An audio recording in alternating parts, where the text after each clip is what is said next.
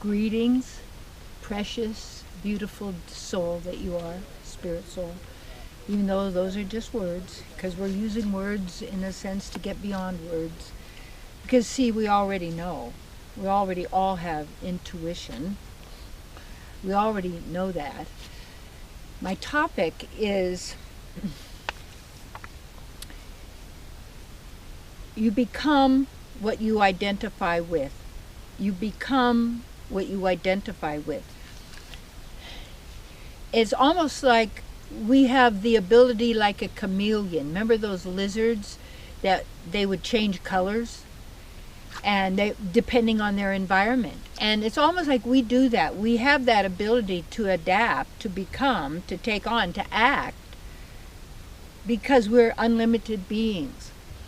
So when we then, obviously, being born into a family and to people, and then school and religion and society and the science and medicine and this and that, all this information, old stories, legends, movies, blah, blah, games, all this stuff, all this information, all this is just adding more stuff to the mind, you see. And it's really all the same. You know, it's like you're going to travel, so it could be on a cart with wheels, it could be walking, it could be a horse, it could be a jet, it could be instantly, it could be teleporting, you know, what is, okay, still all playing in this particular reality. And the more what we get away from our true nature, the more artificial, the more manufactured becomes our reality. But we become, because we are identifying with our stuff.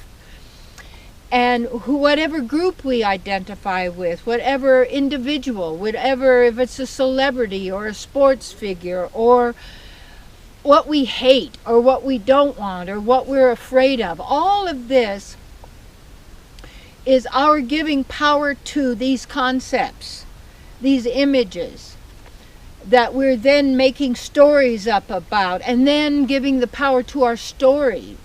And all the stories are the same, and people don't get that. And when you finally get that, because they all have the same mind, so it's all the same issue.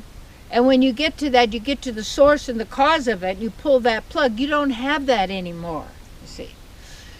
That's called self-liberation, because you have liberated yourself from that construct reality. Now, if you're thinking out of the box, basically you're thinking you're creating another box, because thinking creates boxes, okay? And people say, well, how would you exist? How did you live? Oh, you mean thinking makes you exist and live? The mind is your source? Really? You have a mind you've been using, but you're not a mind. You don't need a mind in the divine, because you're all total knowing. All wisdom, you see. And you have a beautiful form, a magnificent spiritual body form. So are you honoring that body, or are you honoring then always the physical body?